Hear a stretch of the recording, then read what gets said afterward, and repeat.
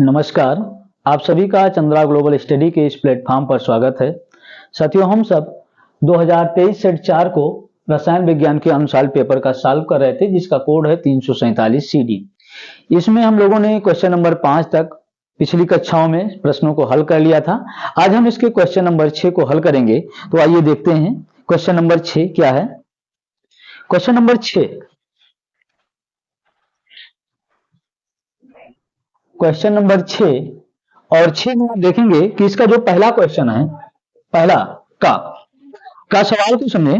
कह रहा है एक एरोमेटिक कार्बनिक यौगिक कैपिटल ए CHCl3 यानी क्लोरोफॉर्म तथा KOH के साथ अभिक्रिया से B और C देता है। कोई दो यौगिक बनते हैं B और C, जिनका जिंक चूर्ण के साथ आसवन करने से यौगिक D बनता है।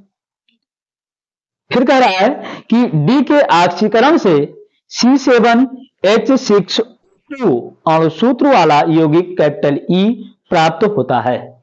तो ABCD तथा E की पहचान कीजिए तथा प्रत्येक अभिक्रिया का रासायनिक समीकरण भी लिखिए। तो आप देखेंगे कि यहां पर एक जो एरोमेटिक यौगिक है, कार्बनिक यौगिक कैपिटल ए, जिसकी क्लोरोफॉर्म और KOH से अभिक्रिया हो रही है और यौगिक BC दे रहा है, फिर इनकी BC में से किसी की भी अभिक्रिया कराते हैं हम, तो एक यौगिक D प्राप्त होता है। तो यहां से ये बात कर रहा है कि जो एरोमेटिक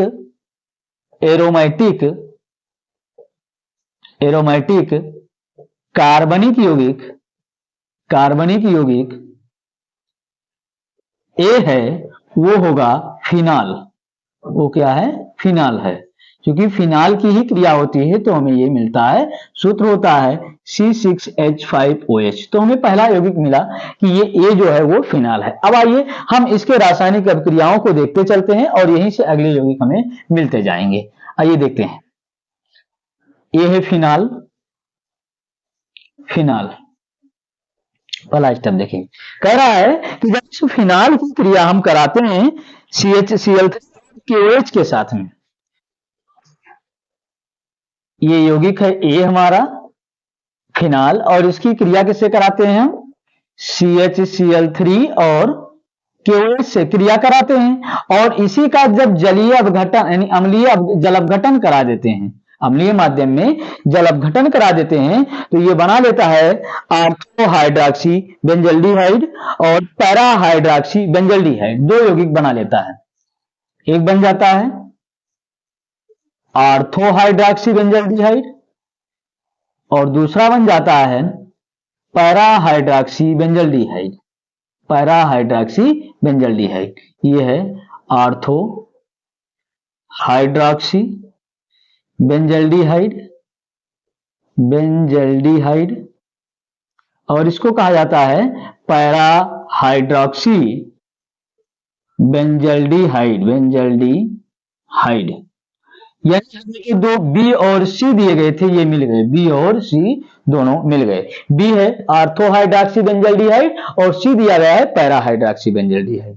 अब इनमें से किसी का भी, जो B और C में से किसी का भी, हम इसी को ले लेते हैं ऑर्थोहाइड्रॉक्सी बेंजल्डिहाइड। इनमें से किसी का भी कह रहा है कि जिंक चूर्ण के साथ आसवन करते हैं। चलिए, जिंक चूर्ण के साथ में इसका आसवन कर दिया जाए तो कहता है कि D बनता है। यौगिक जो बनेगा वो D होगा। तो जब इसका आसवन देखेंगे करेंगे हम, तो ये जिंक ऑक्साइड अलग हो जाता है और ये बना लेता है बेंजल्डिहाइड। और ZNO यहां से अलग हो जाता है। और देखें D, तो यह मिल गया यौगिक D बेंजल्डिहाइड। कह रहा है कि D के ऑक्सीकरण से C7H6O2 अणुसूत्र वाला यौगिक कैपिटल E प्राप्त होता है। तो यहां से देखें, अगर हम इस बेंजल्डिहाइड का ऑक्सीकरण करा दें अम्लीय माध्यम में, अगर हम K2Cr2O7 के द्वारा इसका ऑक्सीकरण करा दें तो ये एक नवजात ऑक्सीजन देगा और ये बना लेगा बेंजोइक अम्ल COOH।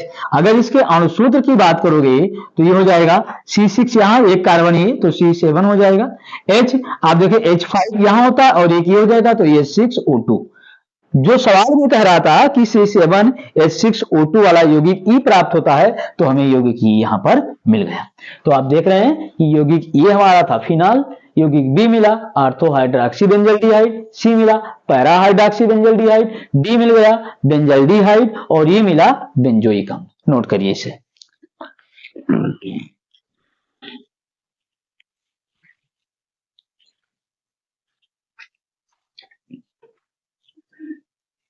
उम्मीद है आपने इसे लिख लिया होगा। तो चलिए इसी में हम अगले क्वेश्चन को देखते हैं।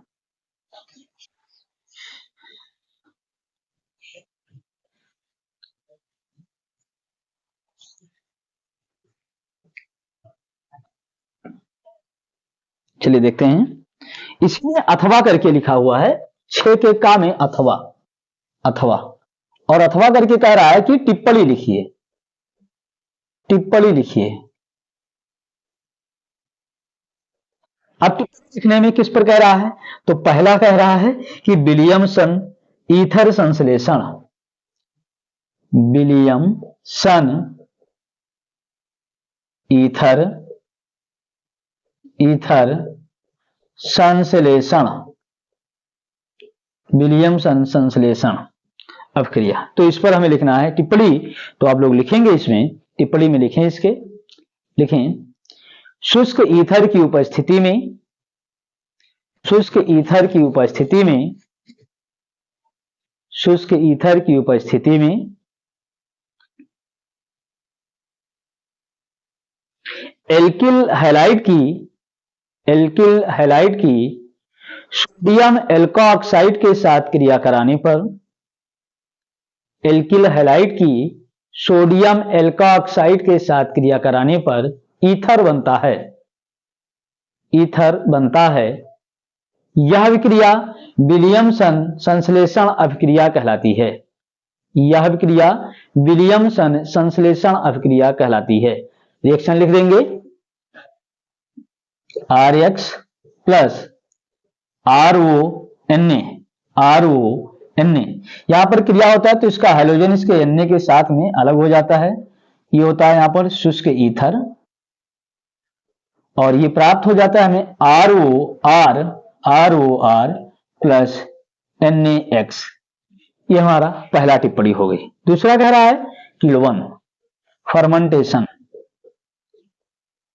किण्वन। तो आइए इस फर्मेंटेशन के बारे में पढ़ते हैं। देखेंगे जो यहां पर ये किण्वन दिया गया है, तो इस किण्वन का एथिल अल्कोहल के औद्योगिक निर्माण में इसका उपयोग होता है। औद्योगिक निर्माण में होता क्या है कि जो शर्करा या गन्ने की शर्करा से हमें जो शीरा मिलता है, उस शीरे का किण्वन करके और फिर हम एथेनॉल का उत्पादन करते हैं औद्योगिक स्तर पर। तो हेडिंग करेंगे किण्वन और इसमें लिखेंगे देखिए शीरा, शीरा जिसमें 30% तक सुक्रोज पाया जाता है, शीरा जिसमें 30% तक सुक्रोज पाया जाता है, को कामा करके लिखें, को 10% तक तनु करके, 10% तक तनु करके उसमें ईस्ट मिलाकर, उसमें ईस्ट मिलाकर सामान्य ताप पर, सामान्य ताप पर किण्वन कराने पर, किण्वन कराने पर 10% एथेनॉल का, 10% एथेनॉल का विलयन प्राप्त होता है।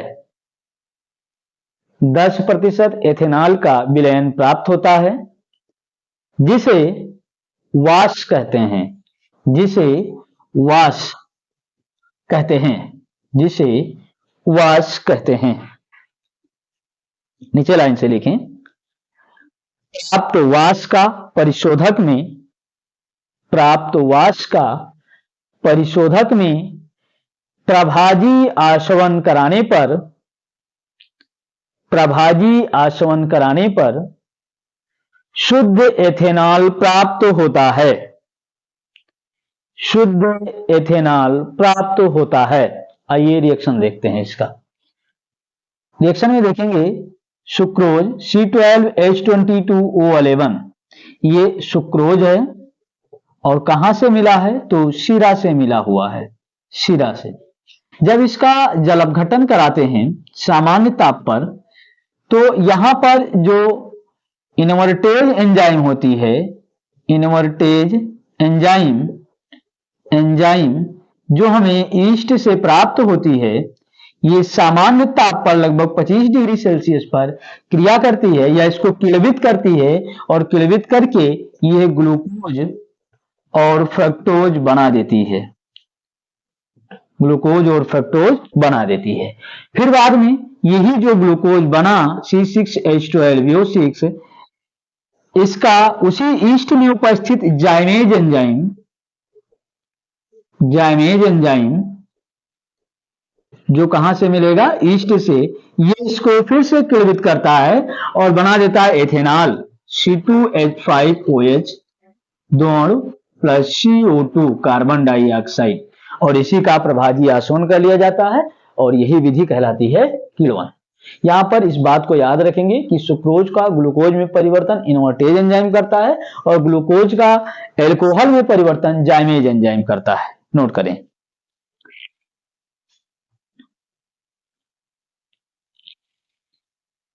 तीसरा इसमें टिप्पणी करने के लिए दिया गया है, तीसरा पॉइंट सी कह रहा है कि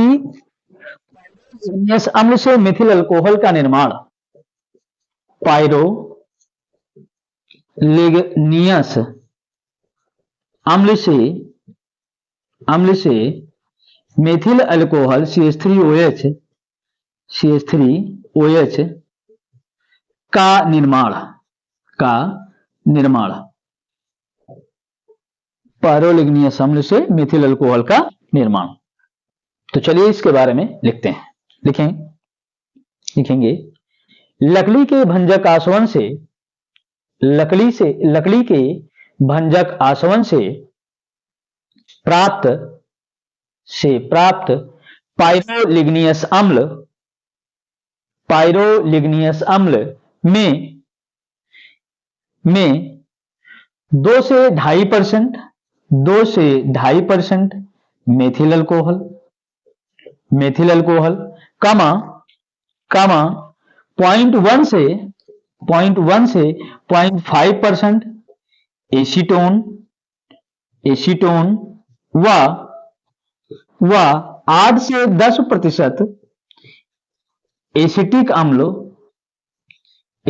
अम्ल होता है। यहां लिखा हुआ लिख लेंगे 2 से 2.5% मेथेनॉल, 0.1 से 0.5% एसीटोन व 8 से 10% एसिटिक अम्ल मिला होता है। अब इसी से हमें प्राप्त करना है क्या? मेथेनॉल। तो नीचे लाइन से लिखें इस पायरोलिग्नियस अम्ल को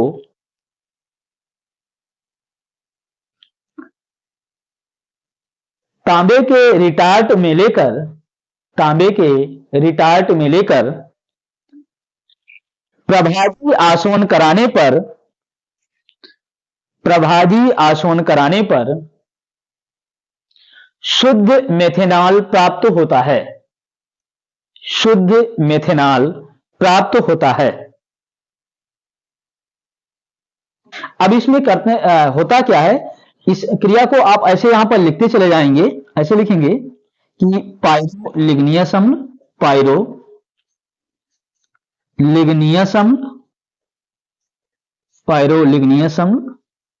अब इसमें होगा क्या? तो इसमें मेथिल अल्कोहल प्लस एसीटोन और प्लस एसिटिक अम्ल, और साथ में क्या होगा? H2O भी होगा। सबसे पहला हमारा ये दिया गया है पायरोलिग्नियस अम्ल। तो इसका करते क्या है? इसको हम प्रवाहित करते हैं चूने के पानी में।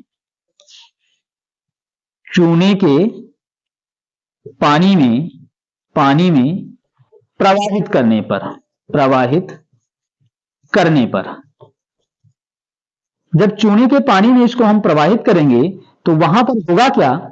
यहां पर जो इसमें एसिटिक अम्ल है, यानी कि जो CH3 जो CH3COOH है,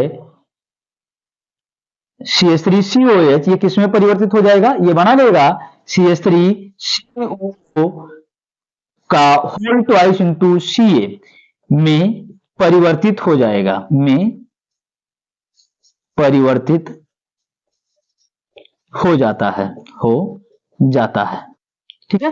ये बना लेता है कैल्शियम एसीटेट। तो यहां से क्या हुआ कि चूने के पानी में प्रवाहित किया गया, ये बना लिया कैल्शियम एसीटेट, यानी इसमें से एसिटिक अम्ल अलग हो गया। अब बात होती है इसमें जो जल है, तो क्या करते हैं कि जो शेष बचा, शेष को कहां प्रवाहित करेंगे, तो अगला होता है शुष्क चूना, और इस शुष्क चूने में प्रवाहित कर देते हैं। तो शुष्क चूना क्या करेगा, इसमें से नमी को अवशोषित कर लेगा। तो यहां पर लिखेंगे H2O अवशोषित हो जाता है, H2O अवशोषित हो जाता है। अब जो शेष बचा उसमें क्या बचा, केवल मेथिल अल्कोहल बचा और एसीटोन बचा। तो फिर अगला जो शेष बचेगा इसका हम प्रभाजी आसवन करते हैं। प्रभाजी आसवन का मतलब है कि अलग अलग ताप पर अलग अलग यौगिक प्राप्त हो जाते हैं। तो जब प्रभाजी आसवन करते हैं तो यहां पर जो टेम्परेचर बताया गया है वो टेम्परेचर होता है कि 56 डिग्री सेल्सियस पर, जैसे ही इस पर ताप दिया जाएगा 56 डिग्री सेल्सियस, तो इस 56 डिग्री सेल्सियस पर एसीटोन वाष्पित हो जाएगा, अलग हो जाएगा। और दूसरा जो टेम्परेचर दिया गया है कि 64.7 डिग्री सेल्सियस पर, 64.7 डिग्री सेल्सियस पर मेथिल अल्कोहल हमें प्राप्त हो जाएगा, मेथिल अल्कोहल। तो ये बात पूरी समझ में आई होगी कि जो पायरोलिग्नियस अम्ल होता है लकड़ी के भंजक आसवन से प्राप्त होता है, जिसमें 2 से 2.5% मेथिल अल्कोहल, 0.1 से 0.5% एसीटोन, 8 से 10% एसिटिक अम्ल, शेष जल होता है। यहां पर आप लिख सकते हैं प्लस जल, शेष जल होता है। अब इस जल में से कैसे प्राप्त करते हैं, तो बताया गया कि इस पायरोलिग्नियस अम्ल को चूने के पानी में प्रवाहित करते हैं। यहां से चूने का पानी में उपस्थित कैल्शियम एसिटिक अम्ल से क्रिया करता है और कैल्शियम एसीटेट बना लेता है, ये अवक्षेपित हो जाता है, अलग हो जाता है।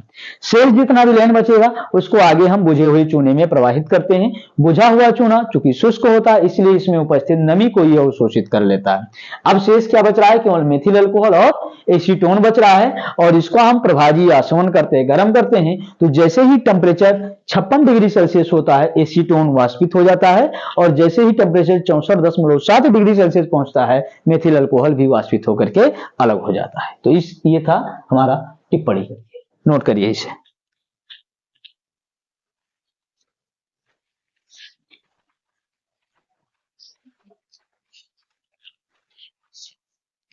तो उम्मीद है आपने इसे लिख लिया होगा। तो चलिए हम इसके अगले प्रश्न की ओर बढ़ते हैं।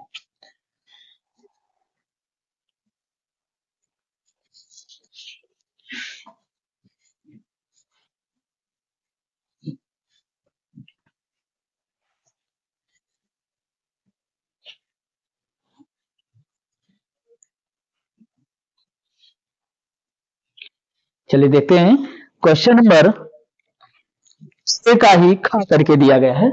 क्वेश्चन नंबर 6 का खा, आइए देखते हैं खा क्या कह रहा है। खा में पहला क्वेश्चन दिया गया है, पहला अभिक्रिया, एक अभिक्रिया लिखी हुई है, अभिक्रिया,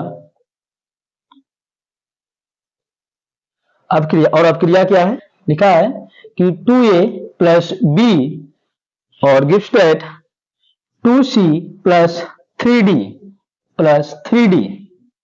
के लिए C के सांद्रण में परिवर्तन की दर, यानी ये दिया है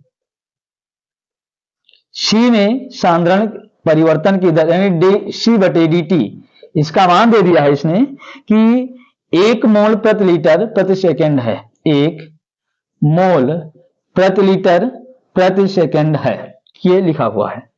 अभिक्रिया का वेग एवं A, B तथा D के सांद्रण में परिवर्तन की दर ज्ञात कीजिए, ये कह रहा है। A, B व D के सांद्रण में परिवर्तन की दर और अभिक्रिया का वेग ज्ञात करना है। तो चलिए इसको हम हल करते हैं, इसका सॉल्यूशन देखेंगे। अभिक्रिया का वेग यानी dx/dt बराबर होता है, जब हम इसका तात्कालिक समीकरण लिखते हैं या तात्कालिक वेग ज्ञात करते हैं तो dx dt हो जाएगा इस समीकरण के अनुसार माइनस 1/2 dA बटा dt, यही बराबर होगा dB बटे dt के,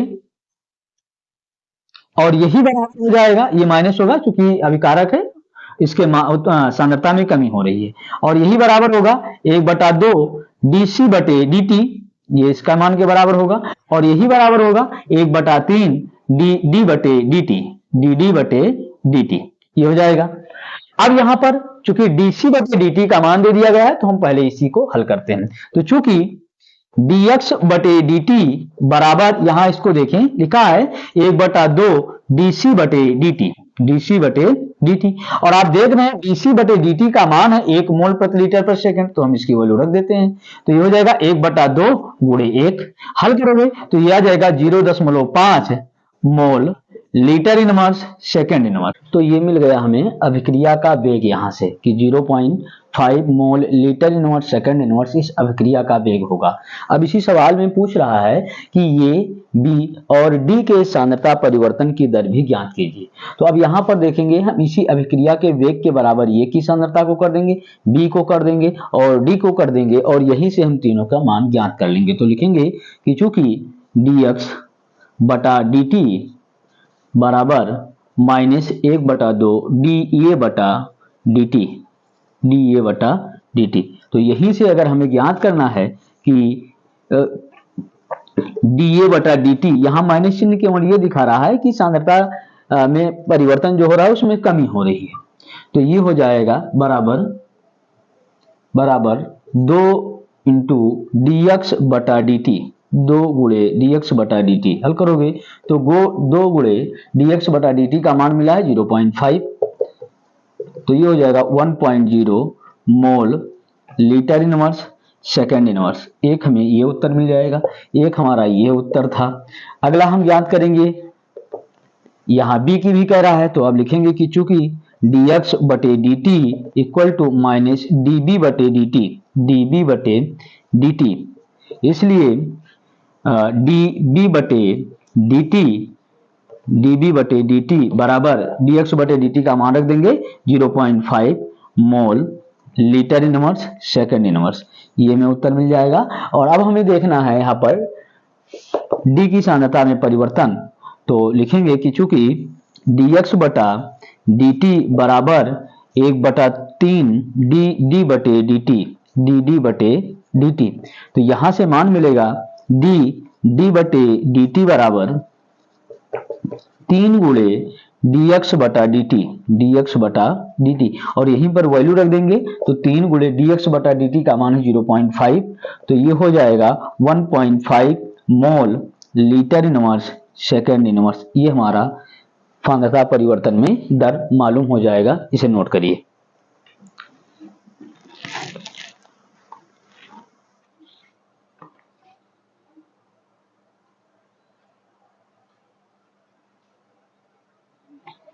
उम्मीद है इसे आपने लिख लिया होगा। तो चलिए इसका अगला सवाल देखते हैं। 6 के खा का दूसरा,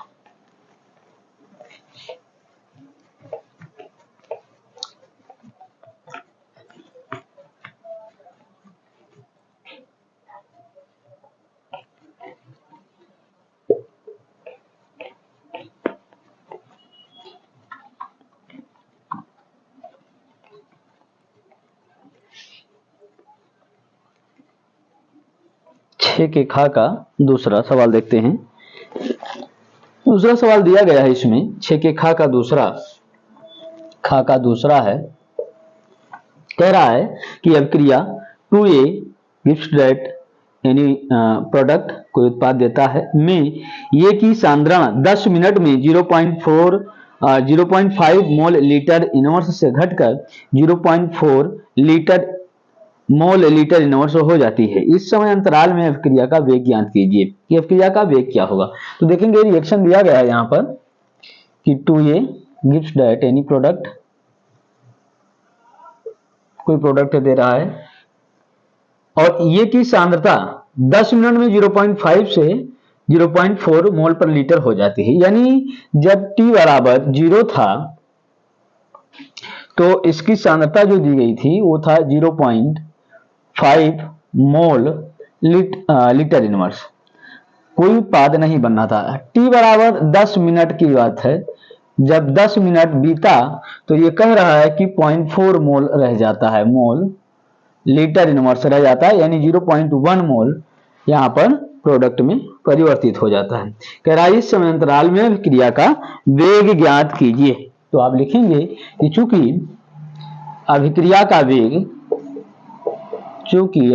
का वेग dx बटे dt बराबर, यहाँ ये की सांद्रता में कमी हो रही है तो माइनस 1/2 डी ये बटा dt, यही वैल्यू रख देंगे तो माइनस 1/2। ये की सांद्रता में जो परिवर्तन हो रहा है आप देख लीजिए कि कितना हो रहा है। तो पहले इसकी सांद्रता थी 0.5, अब बाकी बची 0.4 और कितने समय अंतराल में, तो 10 मिनट में। समय अंतराल है 10 माइनस 0, प्रारंभ में समय शून्य था, हल करेंगे तो माइनस 1/2 और यहाँ ये माइनस चिन्ह लगाया ना लगाएं क्योंकि ये कमी को ही दर्शाता है 1/2। हल करोगे तो आएगा 0.1/10। हल करोगे इसे तो पर दशमलव को हटा दीजिए तो 100 हो जाएगा।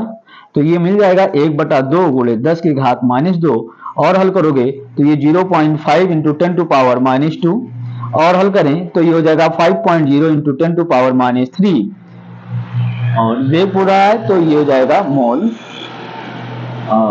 प्रति लीटर प्रति यहाँ पर सेकंड की जगह पर हम मिनट लिखेंगे क्योंकि हमने जो समय लिखा है वो मिनट में ही ले लिया है। प्रति मिनट इनवर्स कर देंगे, मिनट इनवर्स, यही हमारा आंसर होगा। नोट करिए।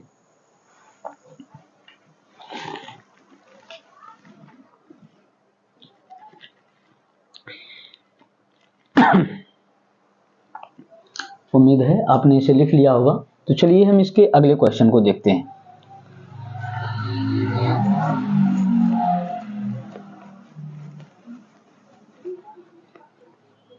आइए देखते हैं। अगला क्वेश्चन कह रहा है, इसी खा का तीसरा क्वेश्चन है, अथवा करके दिया गया है। खा का अथवा है, अथवा और अथवा करके दिया गया है। पहला सवाल है अभिक्रिया, एक अभिक्रिया लिखी हुई है, लिख लेते हैं हम।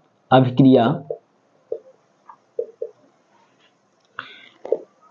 N2O5 gives that 2NO2 plus half O2 के लिए यहां मान दिया गया है कि ये दिया गया है के लिए ये दिया है कि -d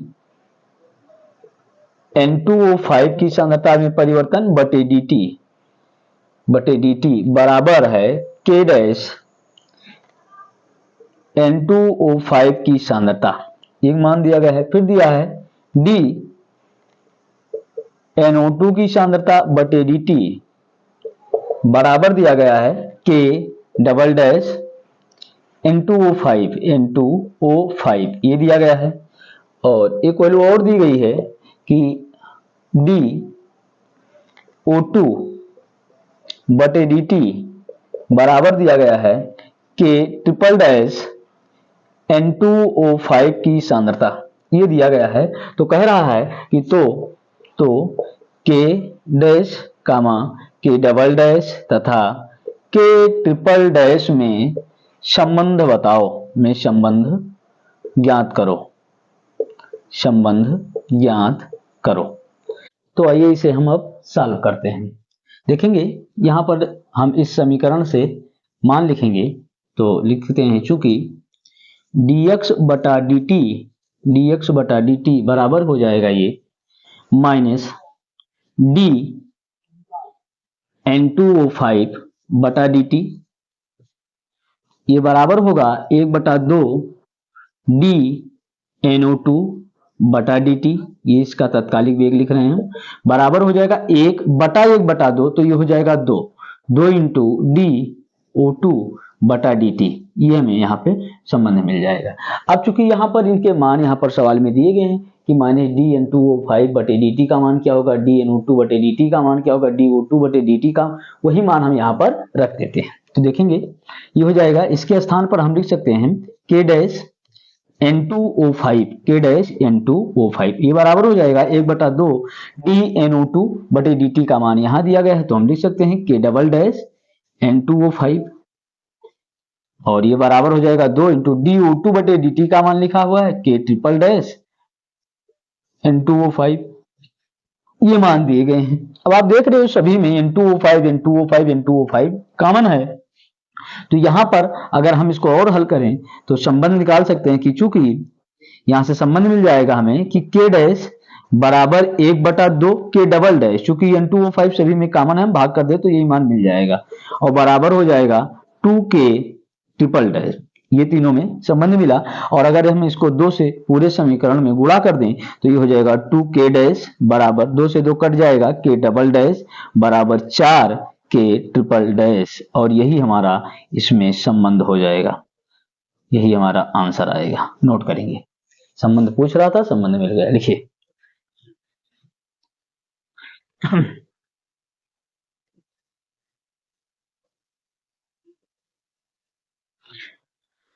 तो उम्मीद है आपने इसे लिख लिया होगा। तो चलिए आइए हम अगले क्वेश्चन की ओर चलते हैं। इसी अथवा में दूसरा नंबर दिया गया है, क्वेश्चन नंबर 2।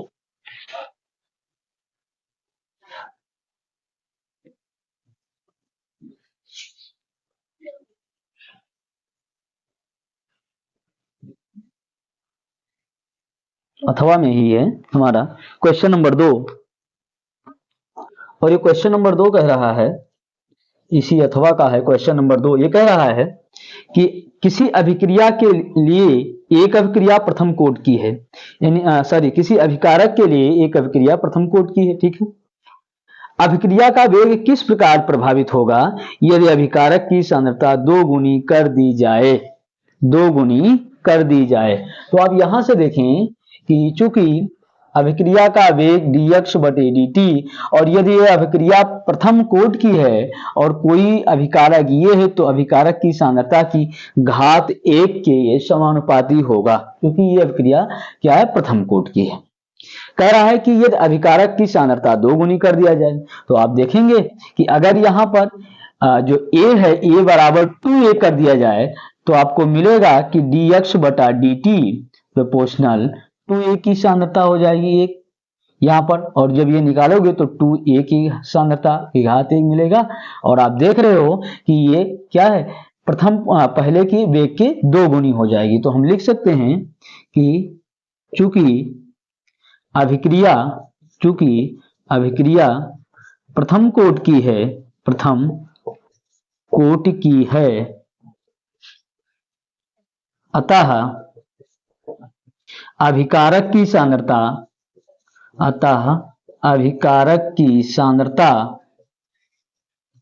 2 गुनी करने पर अभिक्रिया का वेग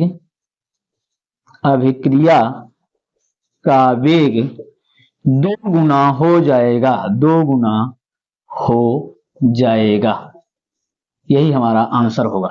नोट करें।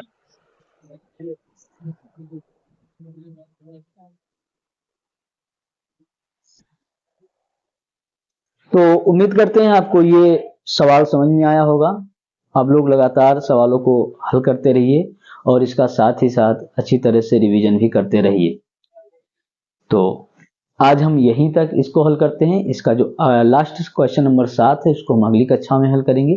तब तक के लिए आप सभी अपना ख्याल रखें। धन्यवाद। जय हिंद।